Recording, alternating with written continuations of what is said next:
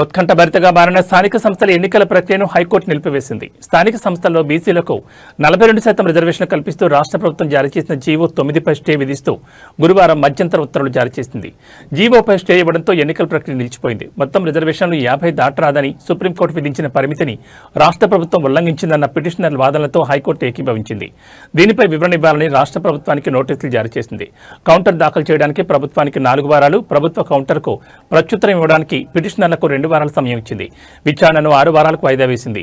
BC రిజర్వేషన్లకు మద్దతుగా BC నాయకులు, బీసీ సంఘాలు దాఖలు చేసిన దాదాపు 60 ఇంప్లీట్ పిటిషన్లను విచారణకు స్వీకరిస్తున్నట్లు హైకోర్టు పేర్కొంది.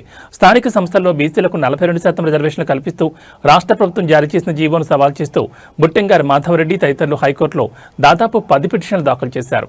బుధవారం వాదనలు ముగియకపోవడంతో గురువారం మధ్యాహ్నం 2 గంటల 15 నిమిషాల నుంచి chief justice Aparesh Kumar Singh, justice మొహియుద్దీన్ల ధర్మాసనం విచారణ కొనసాగించింది. రాష్ట్ర ప్రభుత్వం తరపున advocate general A. Sudarshan Reddy వాదనలు వినిపించారు.